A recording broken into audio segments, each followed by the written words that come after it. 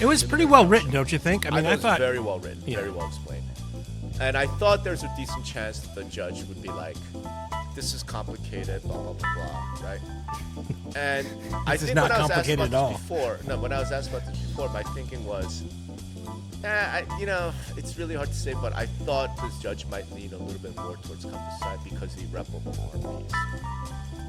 That if Zillow is successful and wins this and starts enforcing, ZLAS hard, they could really make it difficult for Compass to hold on to agents.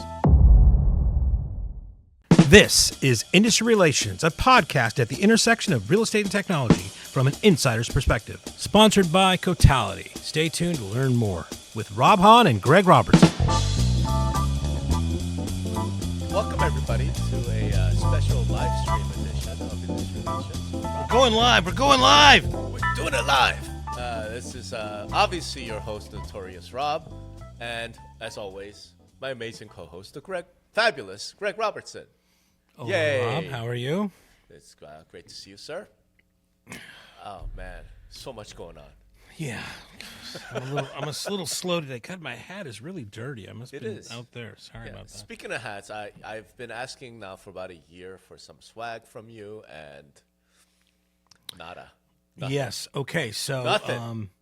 We have just finalized the new industry relations branding. I'm not going to preview it. We're going to preview it on the next podcast. Yeah. No, fine. You know what? We're going to preview it at MLS Reset. That's where we're going to preview it, right? I'm talking about your Giant Steps swag. I got. Oh yeah, I've got some. I'll bring you something. Yeah. No, I brought Sonny a hat. Exactly. I brought you brought guys it to two hats. Sonny. Oh.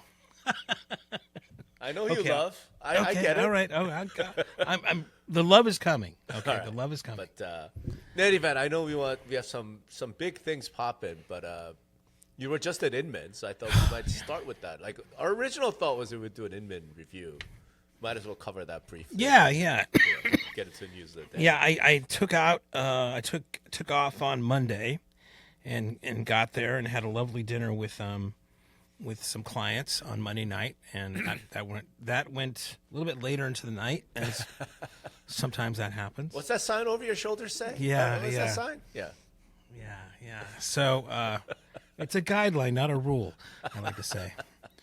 But it was Inman, right? I mean, it was great. It's great to see people there that I was surprised by how big the crowds were. The Hilton is a different hotel than I think just for nostalgia's sake, I do prefer the Marriott Marquis. Yeah. I don't think it was as big as pre-pandemic Inman, but I mean it's definitely back. A lot of these bigger conferences, so that was good to see. Yeah. Brad did a good job with his opening session. I just always like to make an opening session for that, his opening session, because to me it kind of sets the tone of things. And he was talking about. Yeah. So his thing is just basically, and he tries to take an optimistic tone, right, to everything of like, just, how lucky we are to be alive right now. And from his perspective, I think he was alive during, and this is what started Inman, was this, and this kind of bridging from the old to the new with the internet facing with real estate. That's right. And what now is a time to be alive with AI being entered into the space, and what that's going to mean for everybody on the planet. And in his view, like to be a very positive thing. He kept it pretty high level. He usually does on those kind of things. He didn't give like an example of A or B, right? So, but overall, people were talking doom and gloom about how the internet was going to affect real estate. And you can hear that now, but again, him coming from an optimistic standpoint, looks at it as a completely different thing, of being a positive thing, right? Sure. So that was good. And then, he got right into it. Some of the stuff that I saw was the interview he had with, he had three people on stage. He had the CEO from Douglas Elliman, he had Leo from EXP, and the guy from Remax. Mm-hmm. And, they all echoed the same thing. And basically the elephant in the room was that because just last week, or 2 weeks ago, the Compass, Anywhere merger announced, right? So what they thought of that. And they all had varying degrees of shade to put on it, right? Yeah. And, the sentiment is like, I'd kind of say this a little bit. It's like, it's kind of like Neiman Marcus bought TJ Maxx in a sense, right? So,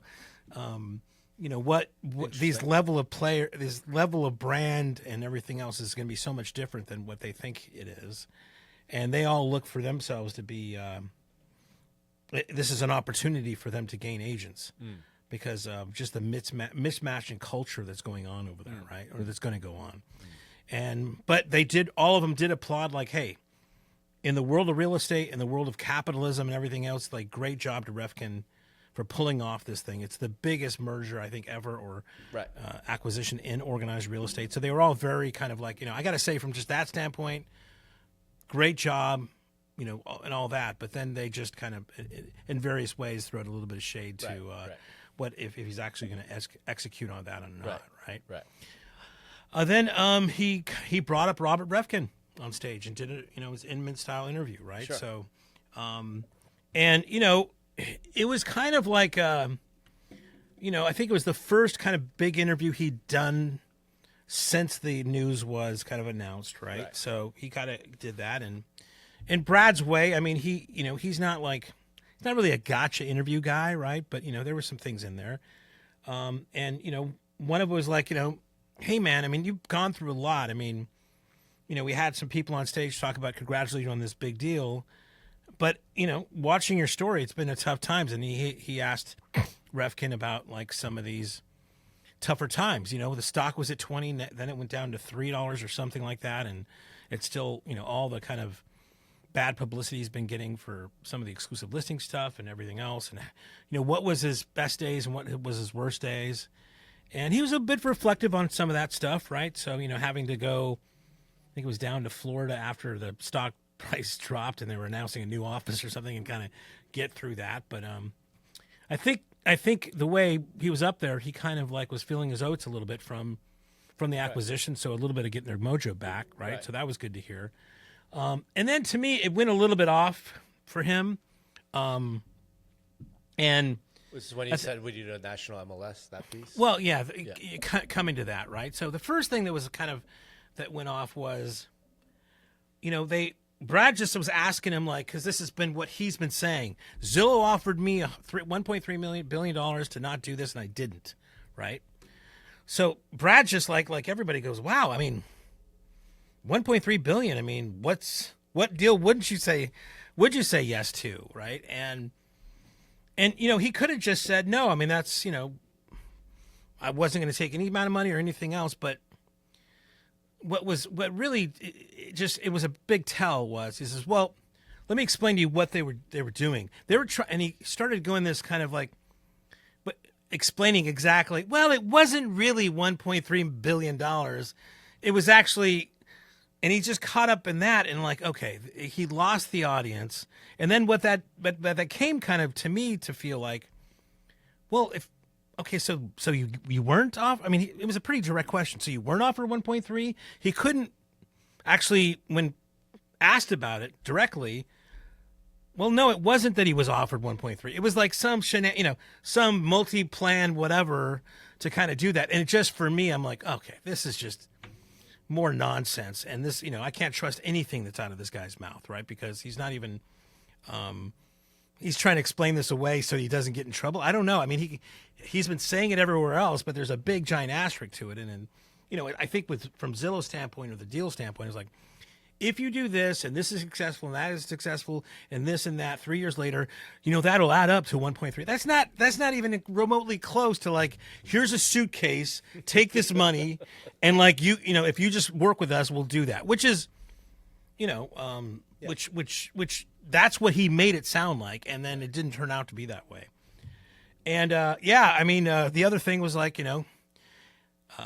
it's funny because we're having a panel on MLS ownership, but his whole thing was like, this should be, what was it, 18 or 25 or 35 MLSs, and it all should be brokerage owned, and each one can do what they want, and Brian Denolin should be the one running it, right? I'm like, oh man, if I'm Brian, I'm like cringing in my seat right there, right? So, because as you know, Compass put out a list out there of like the easiest MLSs to work with and the hardest, and I can think the hardest obviously was Northwest MLS because of they're suing them right now.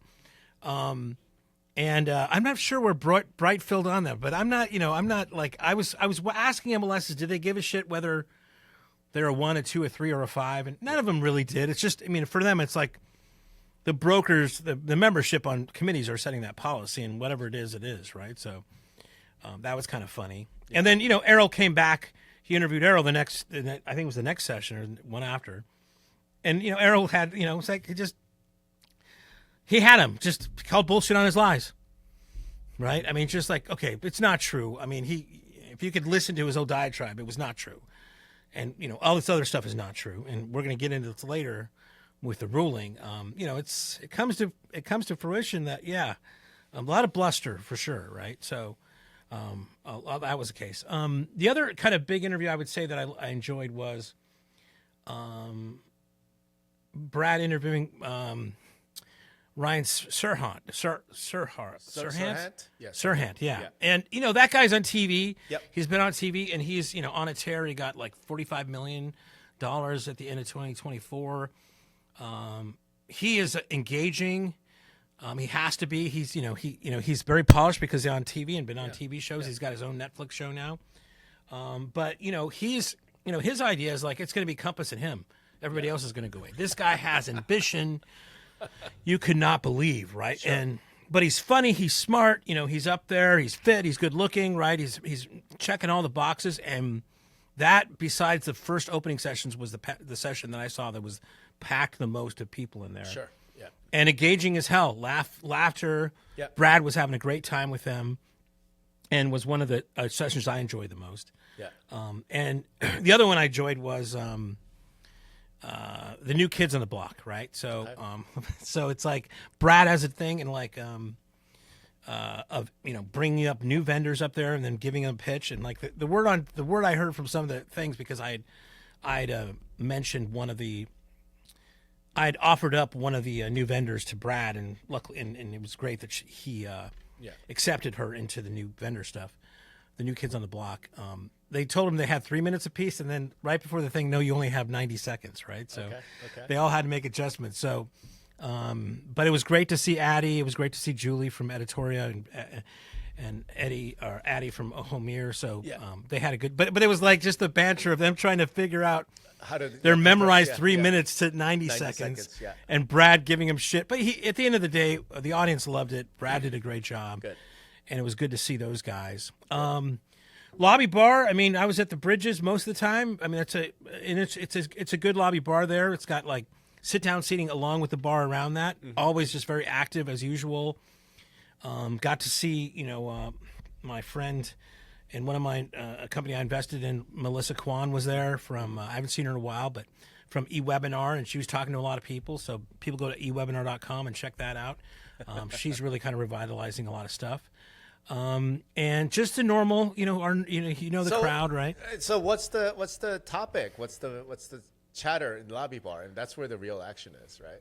Yeah, I mean, it was about what happened on stage with the Compass and Zillow thing, of just them both calling each other, trying to call each other out, I guess, a bit there. I think there's a little wait and see still, and we'll talk about some of that wait and see. Yeah. But I mean, people are releasing product, people are updating product, and everybody's kind of like wondering what AI is going to do to us. Mm-hmm. Okay. That AI discussions were happening a lot. Are there like AI supremacists versus AI skeptics? Like, what's the mood? Yeah, I think there are still camps there of like, is AI going to replace us, or it's like the technology discussion. Will technology replace us, or will technology help agents be better agents? Right? It's still it's the same kind of line I think you're talking about with AI, right? Mm-hmm. How will that work out here? But there was no one on stage, basically. I mean, this would be the wrong event anyway, because, to say AI is going to replace agents, well, why would you spend money going to Inman if that's the case, right? But no, just a little bit of, cautious optimism a little bit, but also very cautious, right? Like, I mean, because there are some bull cases here with stuff with Claude where, they just released a bunch of stuff for their Claude Cowork where, they're replacing whole departments, right? Yeah. So, I mean, like, is that going to happen in real estate, right? So you don't know. So as much as I would like to, because I thought we might talk about AI, because I spent a week like fucking up to here in AI. Have you vibe coded anything yet? I have absolutely vibe coded stuff, and good. Okay, what are you using? So really, the vibe coding for me is this OpenClaw bot. The Yeah. new So did you agent. get a Mac Mini and start that, or what are you doing? No, I've been doing it off of VPS, and Okay. a lot of it was just I just wanted to learn like what's Yeah. involved with this, but again, I'm gonna stop myself because I'll go and then we won't be able Yeah, to get I to know, the I know. news It again is- while it we're is doing kind a of live exciting. stream. Yeah. So we'll save that for our next episode. Yeah. Right, but yeah, it's I have a lot of thoughts, and I'm hoping by the next episode I'll have you. I haven't read your Claudebot Yeah. post yet, so I haven't. Yeah. So that'll be good. I'll get to read that. Yeah, before yeah, that. yeah, and then again, to me, we were going to talk about that today, but fact of the matter is, big fucking news dropped Yeah, this morning, exactly. which is why I decided with zero notification, let's just let's go live in case Well, people want to come on and ask questions, which I don't think might happen, but we'll see.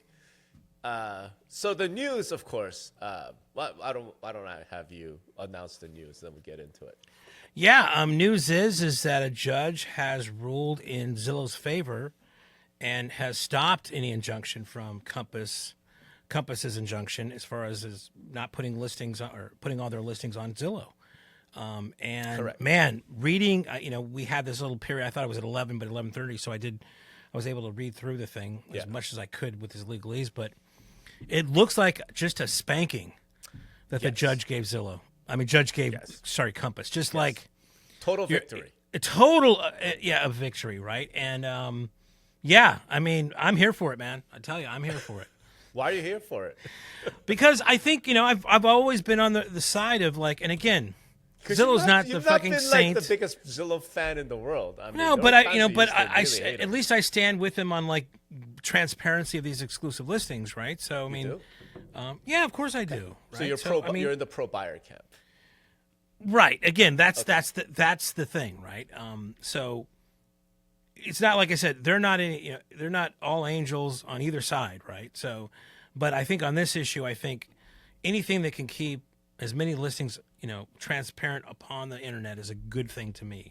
Okay. Even though might be some things that Zillow does I don't agree with, or things that Compass don't agree with. I mean, that one principle I kind of am with for sure. Would you be with that if that means that the MLS is no longer around? Yeah, I don't know how that would happen. I mean, so you'd have to explain a Legislation scenario. that says all listings must be on the internet. Well, I guess that's happening right now, right? With Wisconsin and Washington. So, sure. but if that means that the MLS is no longer necessary, it just all goes direct to Zillow. I mean, or to the internet. you always go down the path. It's just a No, database. It's not just a database. I'm asking you a question as to why you feel this way. In other words, are you pro transparency or just pro MLS? That's what I'm trying to get to. Yeah, can I go 50-50? I mean, I don't know. All right, in any event, all right, let's talk about the PI. Because I think in a past, I can't remember which episode, but I think I've said that this is the next big thing. Because if Zillow wins, there's a really good chance that Compass dies, right? And if Compass wins, then there's a really good chance that Zillow's in deep trouble, right? So I thought this was a big thing. And it is big. And Zillow won. They didn't just win. Like, so here's let me explain what I mean by that. I read through the ruling, and I haven't fully digested because I read it like 15 minutes ago. But I thought there was a decent chance the judge. Again, keep in mind this. It was pretty well written, don't you think? I mean, I thought it was very well written, very well explained, and I thought there's a decent chance that the judge would be like, "This is complicated, blah blah blah blah," right? No. And I think when I was asked about this before, when I was asked about this before, my thinking was, it's really hard to say, but I thought this judge might lean a little bit more towards Compass side because the irreparable harm piece, right? That if Zillow is successful and wins this and starts enforcing, ZLAS hard, they could really make it difficult for Compass to hold on to agents, right? So by the time the trial is settled, years in the future, the full trial, then Compass could be a shell of what its former self, right? So I thought that's why I thought this was such a big deal. Conversely, if Compass had won this, then Zillow is now stuck in a position where this private listing thing is going to just spread like wildfire. So there's no point in wasting our time with the preliminary injunction, whatever. You're going to lose a trial. I mean, that essentially was what I heard, what I read from the judge. I mean, that's what you took away as well? Oh, totally. I mean, on every level. I mean, it was like monopoly. It was like, irreparable harm. Yep. There's just overall argument about things. I mean, Yep. just really bad. Yeah. Yep. Yep.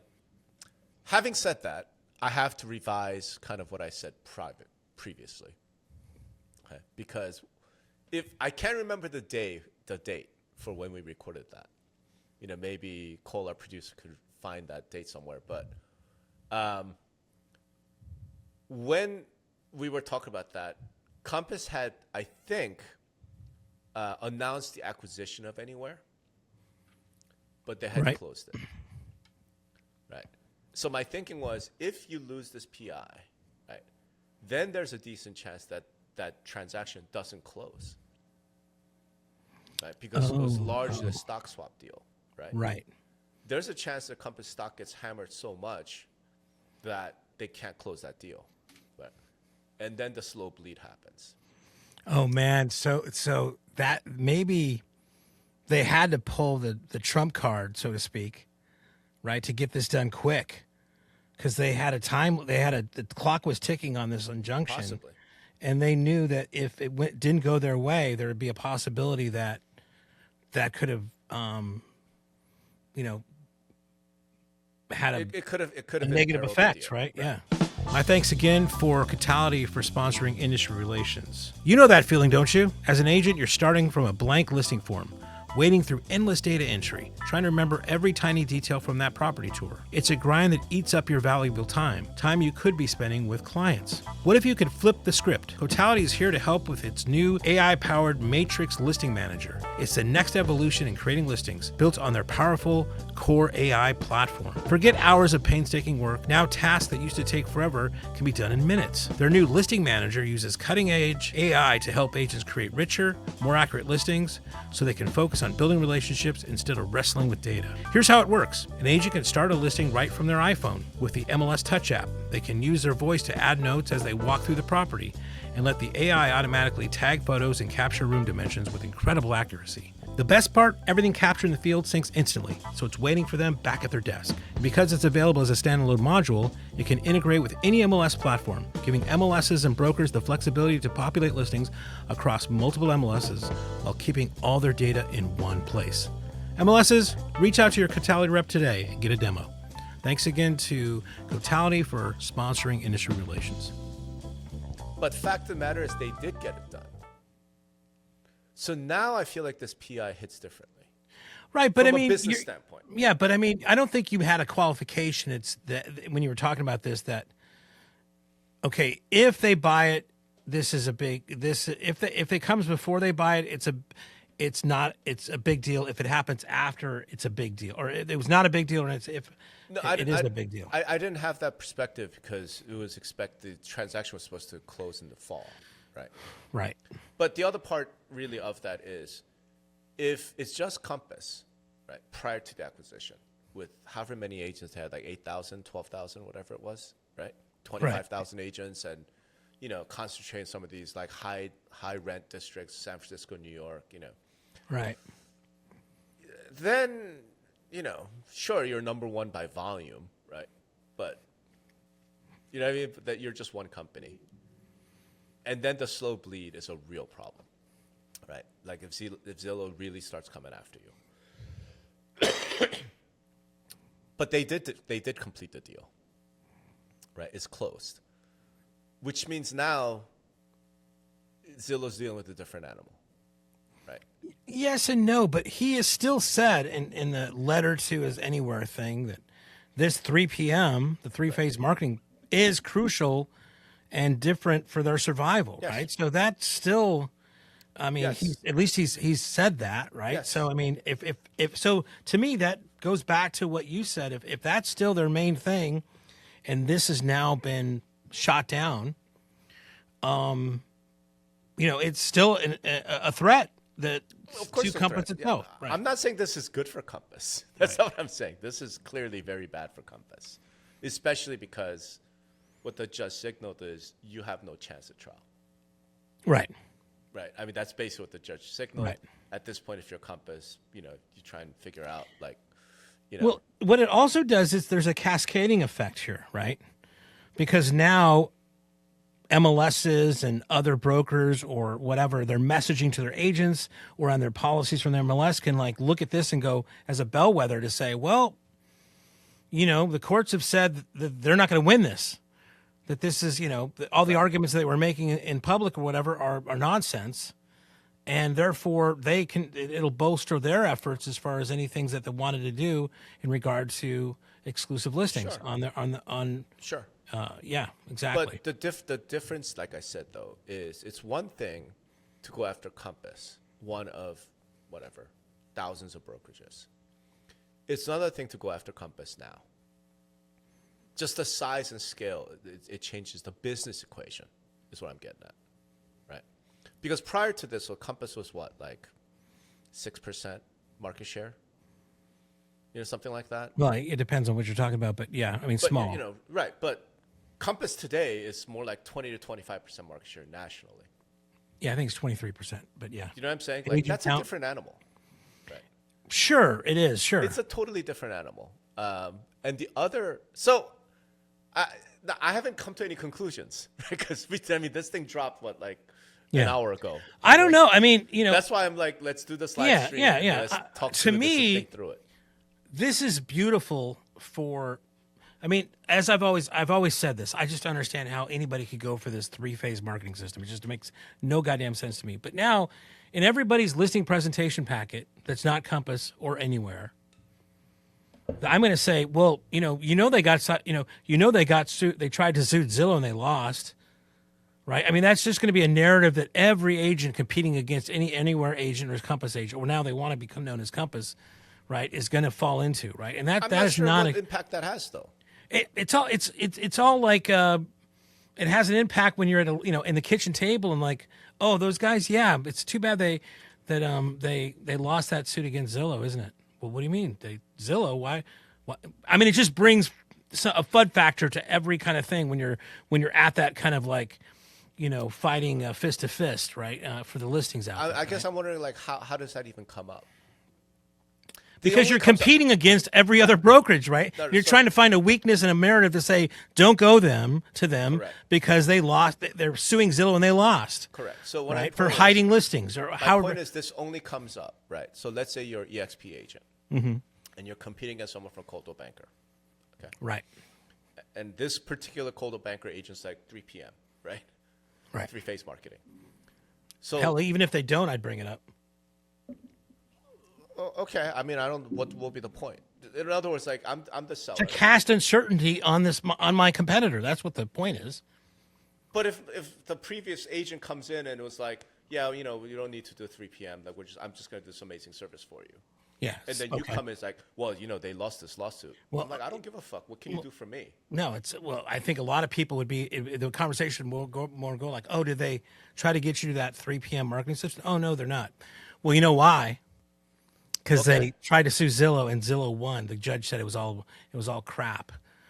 But go ahead, let's continue the conversation. It's just, again, you're just going to use it to cause a fear, uncertainty, and doubt in anybody's mind using my point is, you're making it seem like consumers give a shit. I think so. I think they don't care. Okay, what consumers want to know is, how does this benefit me? Right. What can you do for me? Here's what benefits you. And that means that your listing will be on Zillow, even though that Coldwell Banker Compass agent wanted it not to be. That's what it means for you. Like I said, so that's my point. My point is, this only happens if the Coldwell Banker agent has come in and said, hey, you should do pre-listing. Yeah. And then the XP agent go, did that guy say, you should do pre-listing? Because, that's a bad idea. Listen, any agent can call me and I will give them my script. If the first agent didn't say... I will give them a script in any situation where we can bring that up and didn't pass say... disparaging remarks against the other guys. If the first agent didn't say we're going to do pre-listing, and then you do that thing, you look like an asshole.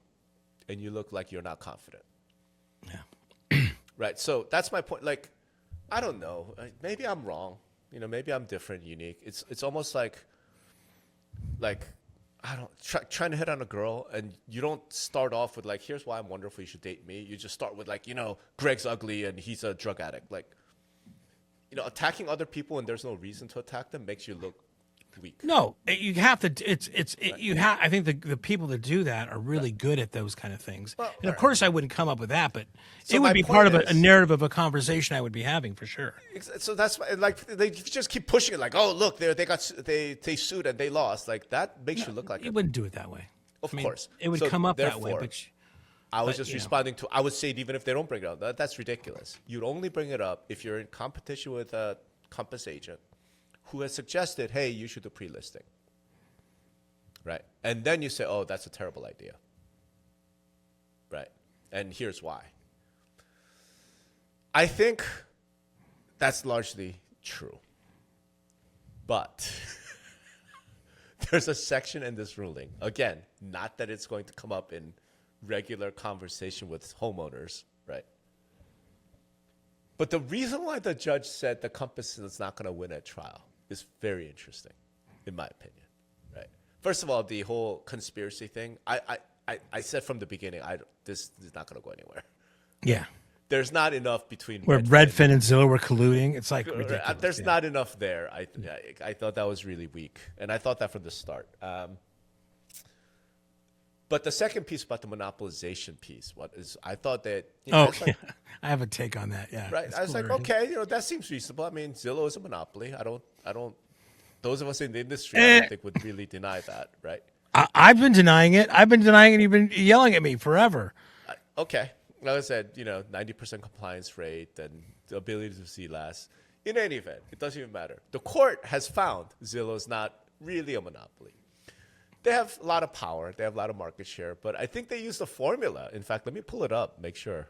Yeah, like 60%. Something like, between over 70% is, strong evidence of monopoly. Well, they didn't even reach the second level of No, they of did. that. They did. They did? Okay. Yeah. So the judge says there's all these different methods and aggregated, blah, blah, blah, blah, blah. And she looked at the two expert witnesses, right? And then she went with, they're like somewhere in that 63% range, right? Right. And then her conclusion is legally, that means you need something more than just market share. Right? You need to show some other monopolistic power, and you can't. So therefore, the monopoly claim has to fail. Right? That's Yeah, it says here Zillow's market share was somewhere between 50 and 60%, depending on which metric correct. you use. Yeah. Correct. But then, from a legal standpoint, I found this really interesting. I don't know what the impact is in the real world. What she talks about is, what does she call it? Multi-homing. Right. Right. And you and I have talked about this, which is multi-homing. Where's the multi-homing? Yeah, switching costs are low. Switching costs are low, and basically, everybody uses more than Zillow. Right. So it's like, listen, there's no monopoly power here for Zillow. They're not a monopoly if every buyer is using like 4 different websites, and the switching cost for the buyer is very, very low. In fact, it's effectively zero. Like I could go search Zillow, and then I could go search Redfin, and then I could go search homes. I could go search whatever, right? Like there's no monopoly power here. That's effectively what the judge is concluding. Yeah. Legally. So, yeah. Okay. I mean, but let's go back to the first one that you were talking about, the monopoly market share kind of thing. I love this, right? Basically, Zillow should be sending Annie Florence the biggest box of chocolates for Valentine's Day ever, okay? Yeah. Because that $3 billion that Andy spent, and if you believe his numbers, and they cited this, it went from Homes.com's grew from 2.4% to 19% audience share in less than 4 years, right? That bolstered, at no cost really to Zillow, the fact that they're not a monopoly. Same thing for Realtor.com from 15 to 29. Right. That was great. I mean, it's like the Homes.com strategy benefited Zillow in a sense here in this injunction case, right? Because all that kind of data could do there, right? So I just thought, Errol should reach out to somebody over there and go, hey, really, thank you so much for sending the $3 billion to help us with the Compass case. I really appreciate it, right? Without really making any mark in Zillow's business at all, right? So it's just chef kiss on that for sure. But I think this section that she sort of homed in on, this is in the real world, in the business. So like, okay, fine, in the legal world, right? Zillow has won decisive victory. Right. But okay, fine, you win the lawsuit. Like, it doesn't necessarily mean that it's going to translate to the real world. Like, you win a lawsuit and then still lose in the real world, right? So this is the part that I found fascinating. That the reason why she concluded that Zillow doesn't have monopoly power is because of, quote, multi-homing. That every buyer uses multiple websites, right? And given that consumers use multiple online home search platforms simultaneously at little to no cost, Zillow's brand recognition and related network effects do not appear to have deterred prospective home buyers from the cross-shopping amongst competitors or new entrants. Okay, like, that's interesting. I'll put it that way. Right? Well, it's interesting in the fact that I mean, I don't think, shit still matters, right? So the quality of your product still matters, right? They can be switching or whatever, but if they're going to you the most, that product market fit, and Zillow has a branding and the product to make that happen. Sure.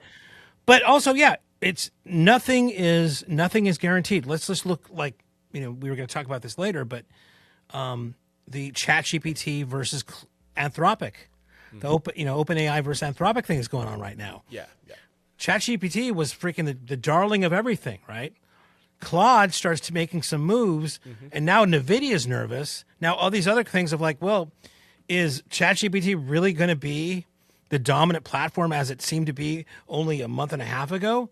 Right. There's a lot of uncertainty and doubt on that. So yeah, you're right. I mean, Zillow. I don't think Zillow. What's the phrase? Only the paranoid survive, right? To go back to a chip analysis, right? I mean, so yeah, people can go anywhere. Zillow has to keep innovating. They have to keep their products happy. But I mean, that's no, just because it's outlined there doesn't mean that wasn't the case a week ago or 2 weeks ago or 3 years ago, right? Sure. Yeah. So I just found it fascinating because I've been making this argument for a while, right? Which is, we don't know yet.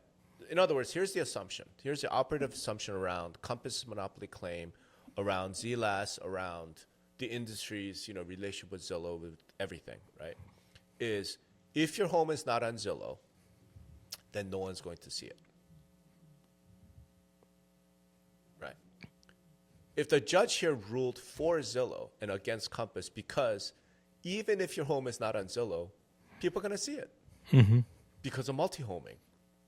Well, that changes the business equation quite a bit, right? So to take it back to kind of what we were arguing about a little bit. So you have the Compass agent and the EXP agent, right? Compass agent comes in, hey, you should do private marketing, right? EXP agent comes in and says, oh, you should never do private marketing. And by the way, did you know they lost the lawsuit and they're losers, right? If the homeowner goes, okay, so if it's not on Zillow, does that mean people aren't going to see my house? Now the EXP agent has to do this explanation. Like, sure, they might see it, but not as much traffic. You're not going to get as much eyeballs, that kind of thing. Like, in other words, it has this weird balancing out factor. So let me bring up something here. Let me bring up something here before you answer. All right. After I read this, the thing that immediately popped into my head was Southwest. Okay. Southwest Airlines. Uh-huh. Now, I think they might be different now because they're private equity owned and who are completely ruining Southwest. Yeah, like, that's a whole tell me separate about thing. it. But put it back like 5 years ago, right? Famously, Southwest was not available on any travel portal. So you go to Travelocity, you could go to whatever, Kayak, right? If you wanted to book a flight on Southwest, you had to go to southwest.com. Right? And Southwest is able to do that because it has sufficient market share. I don't know. In fact, let me find out. I don't know if that's the case of that. I mean, and again, I don't know if I have to explain this to Rob Hahn, but buying an airline ticket is not like buying a home. What does that have to do with exposure? Well, again, what I was going to say is, I don't think you need to there's no need for a lot of explanation or ham waviness to say, well, it's not going to be on Zillow. And I think people understand what that means without having to go into statistics or anything else, right? So they don't need to explain, well, there's other sites you can go to, whatever. I think when an agent says to somebody, well, your home won't be on Zillow, that consumer, that seller goes, oh, well, that's not good. There's no need to kind of go into further explanation. Okay. That makes it, that's clear. That's really clear. So you're essentially saying that Zillow does in fact have monopoly power. No, I mean, Even they might though have the a judge perception found of it. otherwise. They might have they have such a good product and a good brand that gives the perception. But if you look down underneath the covers, whatever. Greg, come on, man. Like product, from a product standpoint, we all know Redfin's superior. I mean, it's not my favorite site, but yeah. You know what I mean? If consumers are that influenced by product, by UI or whatever, then Redfin would be number one. Well, it's not just, but again, a company is more than just a product. It's their branding and all the other things that make it successful. They've done an incredible job with marketing and branding and yeah, advertising. there's many companies out there that have better branding than their product is. I mean, that's America. That's a given. Come on. Yeah, no, that's absolutely given. So, but the point is, like, you're saying that in fact you're disagreeing with the judge's conclusion in a way that Zillow does have monopoly power. I don't think they. I mean, That if a seller hears it won't be on Zillow, that'll be determinative. That's it. It's over. I think they've done such effectively a your good claim. job. Whether or not the numbers make sense, I'm not going to argue with his numbers. But perception is, you know what? I want to. It's like your perfume, right? And you're going to be in TJ Maxx, but I want to be in Neiman Marcus, and I'm going to tell somebody, well, I know you're trying to go for this this kind of vibe, but it's not going to be in Neiman Marcus, right? Do they have a monopoly? Well, they kind of have a monopoly on. That's Those so types of interesting. that clientele that you want, but it's Correct. What you you know said what it is is. so interesting because it's exactly the opposite, right? Because then maybe Compass takes the approach of, you don't want to be on Zillow. That's where the TJ Maxx crowd shops.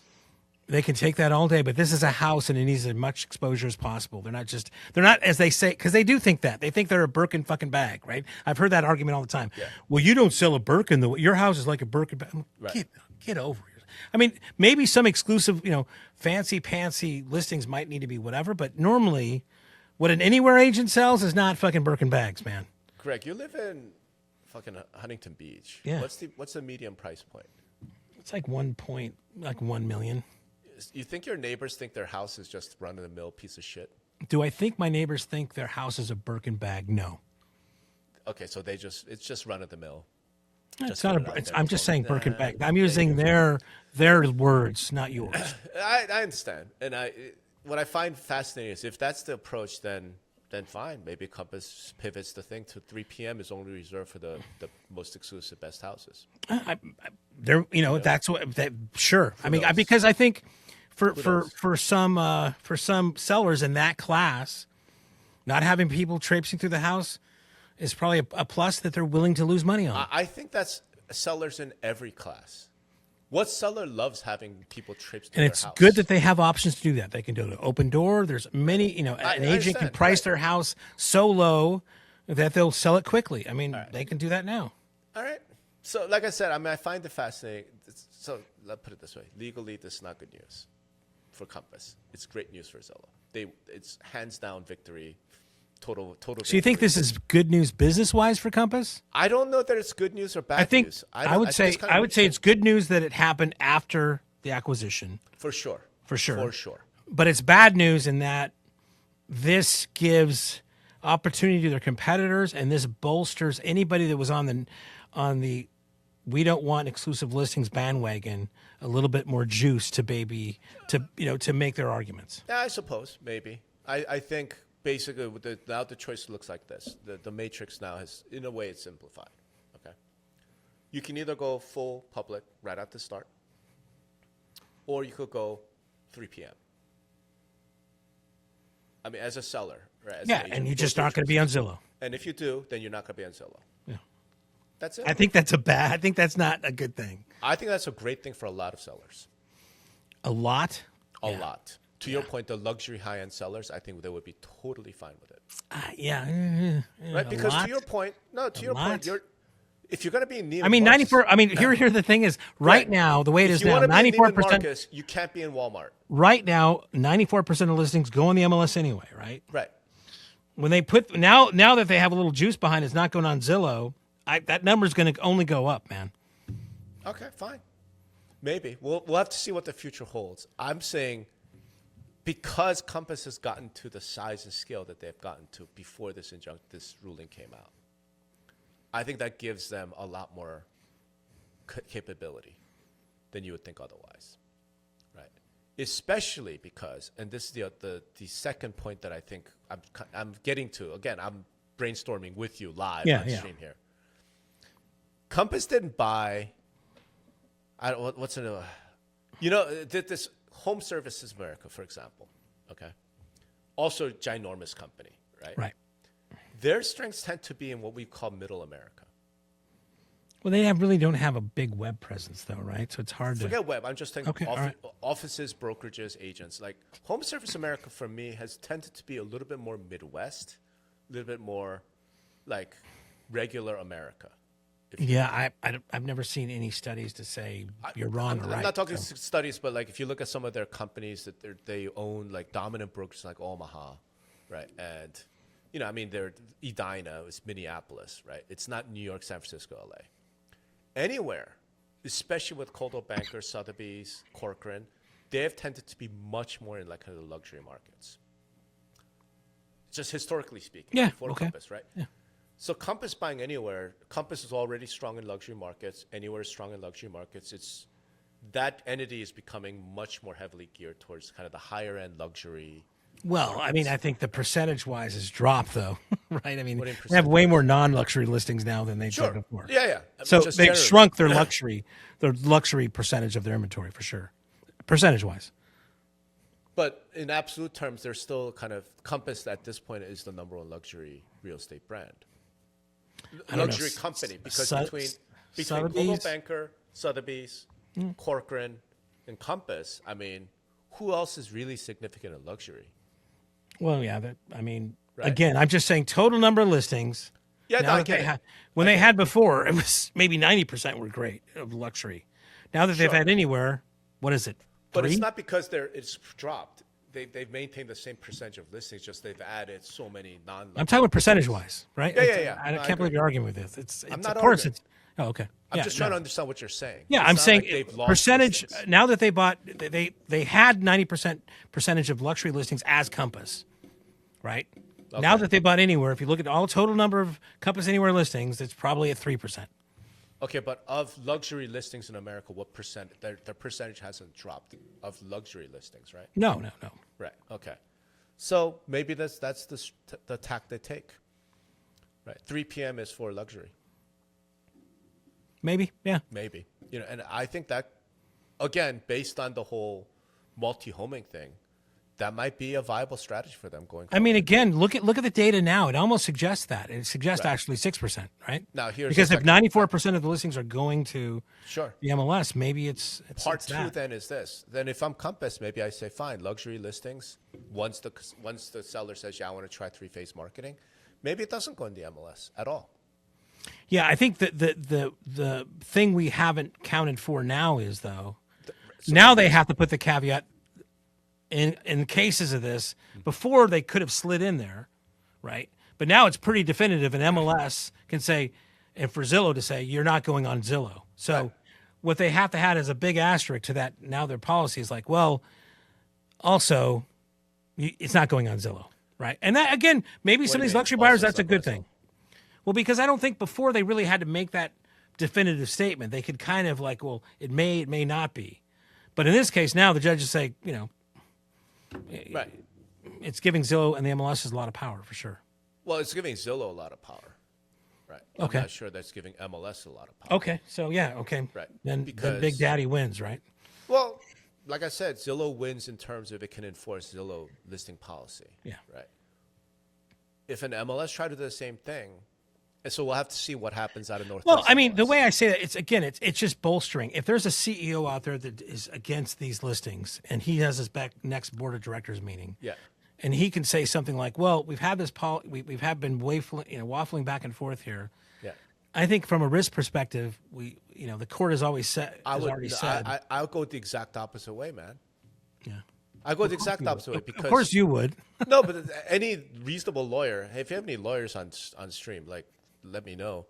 The reason why Zillow won such a convincing victory is because Judge said Zillow's market share is between 50 and 63%. Right? And if you're between in that range, you have to have these other things. What MLS is a 63% market share in this area? Every MLS I know is 100% market share in its local area. No, 95%, whatever. Yeah. So by this ruling, if an MLS gets sued under this exact same theory, guess what? You're going to be found to be a monopoly. Well, they already are a monopoly, right? It's just it's the type of monopoly that's my the point problem. is Zillow having a rule that says, hey, we're not going to let your listings on our site versus an MLS having some rule is completely different. Legal risk-wise, you know? Are there anything in the comments we want to answer, Cole? Let's see, what does it say? November 26th was the episode. That sounds about right. Yeah. What happens when 14,000 franchises join the complaint? Sounds. Can we show these comments on the screen?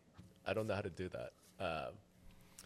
Franchisor is not a member of the MLS. Franchisees can do what they feel is best. I don't see a world where Compass would come after franchisees for conventional participation. Oh, from the innerwear perspective. Yeah, of course. Yeah. No, like, look, here's the thing. As we all know, brokerages, Compass, franchisors, they don't have some ability to enforce their policy on their agents. That's not going to be how it works. In fact, Compass itself doesn't do that today, right? They don't go, if you're a Compass agent, you must do 3 p.m. or else. It's not that. It's, well, we recommend you try it. They do more than say recommend. There's some perks you get if you correct. If you can incentivize it. But they're incentivizing it heavily, dude. Correct. Heavily. That's fine. That's a business decision, you know, whether that's smart or not. But it's not like they're just recommending it. Yeah, my point is, it's not like they're going to go to a franchise and say, you're going to leave the MLS. That's not what's going to happen. You know, it's more like, hey, we're going to set up this structure. We're going to do these things. And if you don't want to put in the MLS, you don't have to. Which then says the next big fight is not with Zillow. Next big fight is with the MLS around mandatory submission policy. No. And that fight's going to be... so. That fight's going to be individual with every MLS, right? Because of things that are happening now. Correct. So it's not good news for Compass anywhere around here. All right. I think it's not good news. I don't think it's maybe Brian Nolan news. can go out there and he can be the Brian spokesperson. How, Brian, if you're listening, yeah. How awkward. hey man, was that? he wants you, so How awkward. assume was that? the role. So I don't know. I mean, I think let me put it this way: it's not good news. I agree. It's not like, you know, Refkin and crew wanted to lose this case. That's not what I'm suggesting. It's not. It's just not. You're now dead news. That's all I'm getting at, right? Whereas if the deal had not closed, then this could have been you are now on your deathbed news. To me, it is really fascinating on your take there that the timing was so crucial here. And we already knew that they used some sort of Trump affiliated lawyer.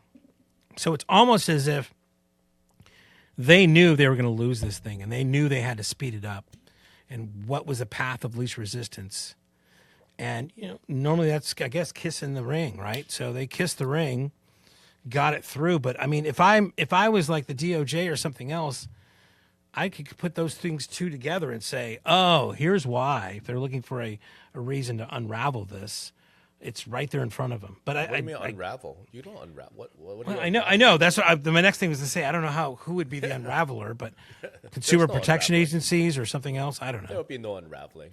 Yeah, not If this, anyone's not going this to unravel, administration. man, they're going to unravel Zillow. You know, in fact, the DOJ and FTC are trying to do that with the whole deal. You know, the lawsuit for the Redfin thing, right? Yeah, they're So- taking their time. We'll see. We'll see what happens. But that's my only point. I mean, the timing was crucial. If Compass had not closed the Anywhere deal and this thing gets announced, then I think they were in deep trouble. Deeper trouble. I don't think they're in trouble. I just don't. Wow. I really don't. I mean, they're too big. Okay. They're just simply too big. Okay. I mean, we'll see what happens. But I think the fight now moves to the MLS level. And Right. real questions going to be, and we know Robert Refkin has said publicly he would like every MLS to be like MRED. Right? So now the fight moves to Zillow versus MRED. That fight Right. is, we haven't heard anything about that recently. Right. That fight's going to be important. And then after that, it's Compass and the MLSs. Yeah. And in that fight, and I don't know why you just refuse to acknowledge this. It's really different for an MLS to say, you know, fuck Compass versus fuck Compass, Coldwell Banker, Century 21, Sotheby's, ERA, Better Homes and Gardens. Yeah, it's a different thing. Again, you're assuming that the Anywhere agents, again, the TJ Maxes, right, are gonna like want to do this 3 p.m. right? I just don't know if he's gonna. I'm not sure that's gonna really sell well down thing, right? They're a different type of agent, I think. So we'll see what happens. The reason why I say that is because there's history of all, like every product in America ever, in the world ever, has always been, it gets introduced at the top elite level, and then it filters down to the masses. Every situation. I don't know. I mean, you're not buying Birkin bags in Walmart. No, you're not buying Birkin bags in Walmart, but you're buying, like, Birkin doesn't make that much money, right? Coach makes a lot more money, right? So it's all about going to the masses. It's from a product standpoint. But like there's a million examples, like this anti-lock brakes, 4-wheel steering. These things were like reserved for supercars back in the 90s when they were introduced. And then by now, like your Toyota Corolla has it, like. Yeah, I'm not following you, but okay. So we'll see if Compass is able to pitch this as, look, this is only reserved for very special, unique, luxury, blah, blah, blah, blah. My read on human beings is, well, if the rich could have it, I want it too. So we'll see. I mean, it all depends on how they play it. Just so you understand that the rich don't go on Zillow. Yeah. So, okay, whatever. I mean, we'll see what happens. We'll see what happens. But like I said, we wanted to this live stream because, this is big news. I just hope I have my voice back by reset. So, have we reached any conclusions? I think the only reasonable conclusion is this is not good news for Compass. It's great news for Zillow. But it's not Compass, you're dead news, is all I'm getting at. If you're thinking that this means Compass is dead, then I'd like to hear why. But they're not dead now because they did get this deal done. And the new Compass is not the same as old Compass. This is a much bigger animal. It's a much, much bigger entity. And I don't think they're going to just lay down and die. Right? Yeah. Do you feel differently on that? I think Compass have to cave now. No, right? Yeah. I mean, just to end it, I mean, I would say you're more optimistic of how this isn't bad, how bad it is for Compass than I am. I'm not saying they're dead. Okay. But I think you're being a little bit dismissive of what this could actually mean for them long term. That's all. I think your level of it's not that big a deal. I'm saying it's a bigger deal than you think. Bigger deal how? So play that out for me. How would this be a bigger deal? Well, again, I've laid out a bunch of this stuff. I mean, it bolsters the competition. It bolsters the MLS's thing of enforcing more things. I mean, I've been talking about this the whole episode. You don't agree with me. Right. No, so you're saying the Compass would have to cave, that they're not going to be able to do this. I think they just have more roadblocks in front of them because everybody can point to this and say, oh, what happened here, and that's going to, whatever argument they make, whether it's a good argument or not, it is a nice little piece to show up there to kind of wave in front of people to kind of get them to go to their side. So the consumers will just pick the competitors as opposed to Compass. And Compass agents might leave for, competitors. Maybe. I just think it's a bigger deal than like, that's just a bump in the road. No, it's not a bump in the road. It's much. I'm not saying it's a bump in the road. I'm saying my point is, in the November episode, I said, if you lose this as Compass, you're dead. Right. I'm saying because you so did if the that's deal, a 10, you're not dead. Okay, if that was a 10 before, what are you now? I think this is like a 5. Yeah, I think it's like a 6, 7. I mean, okay, close. So we're not that really far, disagreeing that much. Right. All right. Cool. I think we went out for an hour. I know we got to talk about AI, dude. But we'll talk about it. I'll see you in Scottsdale. So I'll see you in Scottsdale. I'm sure we'll have more conversations there, and maybe when we record our next episode, we'll try and inform. That'll be informed by some of the conversations. Okay. Because I really have to talk to our mutual friend, who's building AI bots, and right? Did he just release an AI agent bot, something or another? Who's this? Cole. Yeah, no, he's all over the place, man. He's on this. He's on it like Blue Bonnet. So Cole's the one to talk to for sure. Is Cole he going to Boyer from release that Tuesday. at MLS Reset, like announce it? He's going to talk about some stuff, right? So, you know, you can definitely talk to Cole at ontuesday.com. COLE at ontuesday.com. It's going to be fascinating. So we'll have the AI conversation next week. I thought we were going to do today, but because this news dropped, we had to do this. So for anyone listening on stream, thank you all very much for swinging by on such short notice. For anybody listening to us after, thank you for swinging by and giving us your attention. Thanks. We'd love to hear your opinion on stuff. Take care, everybody.